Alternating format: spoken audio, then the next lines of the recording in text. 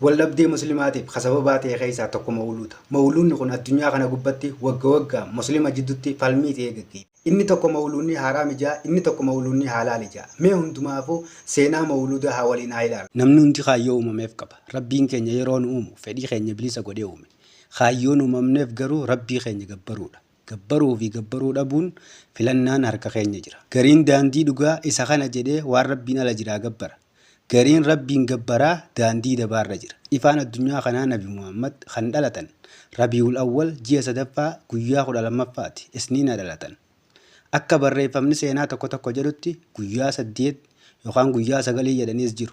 Dhalachuu nabiyyii addunyaa tanaaf ifa fidii akka dhufe addunyaan hundura gaaba. Ergamaan keenya sallallahu alaihi wasallam mawluuda akka kabajanii fi akka mawluuda godhaniif hin ajajne.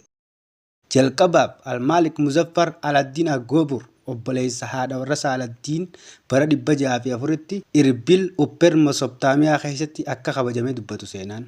Rasuulli sallallahu alaihi wasallam addunyaa kanarraa deemanii booda waggaa 600 booda Masrii keessatti jalqabe. Mootummaa Faatimitii Shee'aa Ismaa'iliyyaa jaamtee fi achii booda beekamtii argatee addunyaatti mul'achuun bara mootummaa Maalik Muzaffir Al-Addiin ture. Inni obboleessa jaartii Saaladdiin Alayyuubiiti. Dhuma irratti mootummaan Faatimitii Saaladdiin Alayyuubiitiin muramte. Garuu mawluunni ittuma fufe.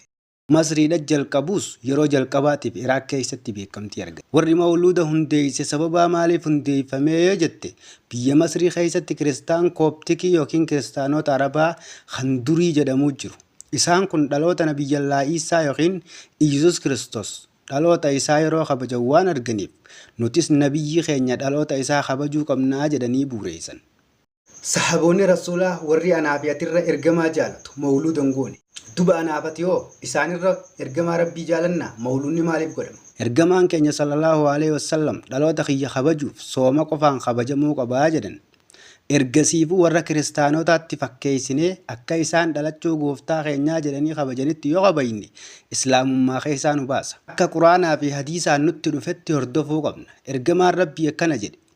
Nama wantaan ani hojjetin hojjetee waan ani odeessin odeesse jee odeesse guyyaa boruu isarratti deebifamtii jedhan. Imaamottiin gurguddoon addunyaa tanaatis akkana jedhanii irra walii galan. Warroottan akka Ibnu Hajar, Imaamu Nawawi, Ibnu Taymiyaa, Imaamu Al-Shaatib, Sheekh Muhammad Ibnu Abdul Wahab, Imaamu Albaanii hundi isaaniitu rahimallahu ta'ala taaba isaanii keessatti akka bid'aatti lakkaawanii jiru. Kanaaf wanti yeroo nabiyyii dhiifame nabiyyii boodaas ittiin dabalama. Waa'ee mawluudaatiin wal qabsiisee islaaminaan ragaa quraanaa fi hadiisaatiin deeggaramti. Haadha teenya haadha muummintootaarraa odeeffamee Aashaa radiyallahu anhu Sayya Bukaarii 2697 Muslim 1718 irratti an Aashaa radiyallahu anha qaala rasuulillahi sallallahu alayhi wasallam man ahdasa fi amrinaa haazaa maa laysa minhu fahuwa raddu. Namni waan nuti hin dalagin waan haaree diin keenya keessa fide guyyaa boruu isarratti deebifamtii jaan ergamaan Rabbii. عن أبي قتادة الأنصاري قال سئل رسول الله صلى الله عليه وسلم عن صوم يوم الاثنين فقال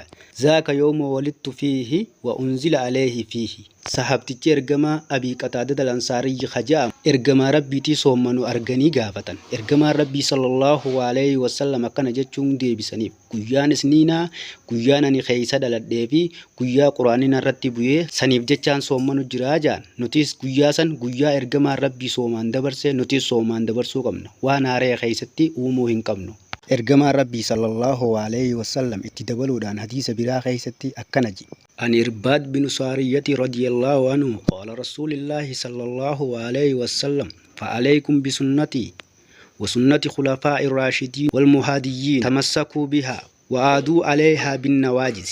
عن إرباد بن سارية رضي فمه أكنجي إرجما ربي صلى الله عليه وسلم خراق يابي خراق خلفاء وتخيا قبدا جان إرجما ربي صلى الله عليه وسلم إرجزي أمو كرم فون قبدا إرجع جباد داي جان خرا عمر بن الخطاب رضي الله عنه أبو بكر في عثمان قبدا صحابوتي رسول صلى الله عليه وسلم مولودا قوني حديث نقنمو أك خرا رسولاتي في خرا صحابوتا إسا هردفن وجج حديث غناس فالليسيني إرجما ربي تس فالليسيني قرآن اللي فالليسا جر خناف قيا غيسا وانا ريفيني amantii islaamaa balleessuun hin barbaachisu akka rabbii fi rasuuliin nuun jedhanitti ajaja isaanii fudhannee itti dalaguudha qabna. Islaaminaan duraan irratti nuti guyyaa keessa arra guunnu hin jiru. Quraana keessatti rabbiin jalla waalaa akkana jedhee quraana keessatti nu gorsa. Suuratul Maa'idaa suuraa 5 aayaata 3 irratti al-yawma akmaltu lakum diinakum wa atmamtu alaykum ni'matii wa radiitu lakumul islaama diinan. Hiikkaan isaatis arraan booda amantii kana isiniif guuteera, ni'imaa kana isiniif jaaladheera, diin islaamaa kana isiniif filadheeraa jaan rabbiin subhaanahu wa ta'ala.